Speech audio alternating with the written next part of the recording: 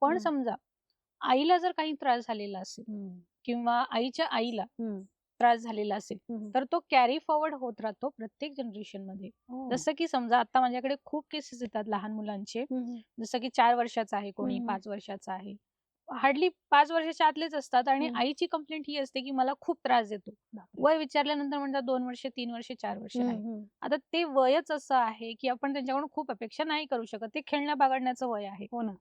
पण काहीतरी गोष्टी अशा असतात त्या मुलांमध्ये एक विचित्र प्रकारच्या, हं. कुठेतरी हट्टीपणा असतो. हं, हं. आई-वडिलांना मारणं आहे किंवा नावाने बोलावणं. अगदी म्हणजे मुलं 15-16 वर्षाची आहेत. हं. आई-वडिलांना नावाने बोलावतात. बापरे! त्यांना रिस्पेक्ट देत नाहीत. आईचा राग करतात. हं. आणि आईला प्रश्न हा पडतो, की म्हणजे मी काय केलंय? हं, हं. म्हणजे एवढा जन्म दिला, एवढे त्रास सोसलेले आहेत, हो ना. लहानाचं मोठं केलं. हो. माझ्याविषयी राग का? हं, हं. याची मुळे जी आहेत ती वूम्ब ट्रॉमामध्ये मिळतात. हं. म्हणजे आपल्याकडे जसं गर्भसंस्कार हा जो हं, हं. प्रकार आहे, हो. त्याच्या पलीकडे आपण जाऊन जरा थोडंसं बघितलं, हं. आपण ठीक आहे इथे संस्कार करतो ठीक आहे. पण आईचा जन्म होण्यापासून आईने पण जे काही त्रास सहन केलेत हं, हं. किंवा आईच्या आईने जे काही त्रास सहन केलेले आहेत, हं. ते सगळे आलेले असतात मुलामध्ये. बापरे!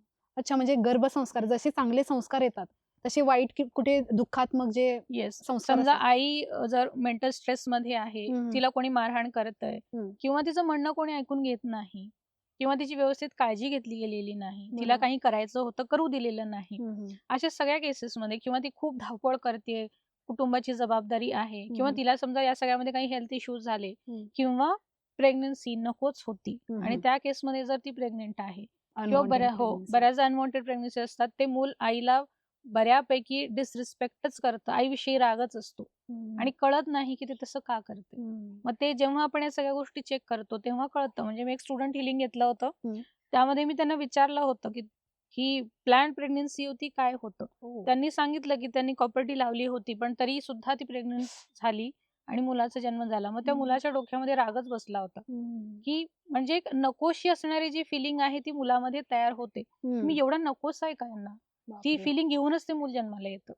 आणि यातून मग वेगवेगळे मुलांचे जे आहेत वेगवेगळे स्वभाव बनतात. हट्टी होणं, हं. हेकेखोर होणं, ऐकायचं नाही, तोडफोड करणं आहे, खूप अग्रेशन आहे. हं, हं. या सगळ्या गोष्टी येतात मुलांमध्ये आणि हं. याचा रूट कॉज बूम ट्रॉमामध्ये असतो. हं. मग अशा केसेसमध्ये आपण फक्त मुलांना हील करून नाही चालत. हं. आईला आधी हील करावं लागतं. हं. मग ते मूल ऑटोमॅटिकली हील होतं. अच्छा. पण समजा हं. ती जर फिमेल असेल म्हणजे मुलगी आहे, हं, हं. त्या केसमध्ये लवकर होईल. पण समजा जर मुलगा असेल, हं, हं. तर मुलगा आणि आई दोघांना पण हीलिंग द्यावं लागेल. ओके. कारण ते प्रॉब्लेम मुलाचे नाहीत. हं, हं. आईकडून आलेले आईकडून आहेत. आलेले आहेत. हं. त्यामुळे इथे दोघांना करावं लागतं बरोबर. आणि आता समजा एखादी मुलगी स्वतःचं जर हीलिंग करेल, हं. तर ती आपल्यासोबत तिची आई, आजी या सगळ्यांचं हीलिंग ऑटोमॅटिकली होतं अरे वाह! आणि मग मुलीने जर आता तर केलं, तर पुढची जनरेशन ऑटोमॅटिकली ते ट्रॉमा घेऊन जन्माला येत नाही.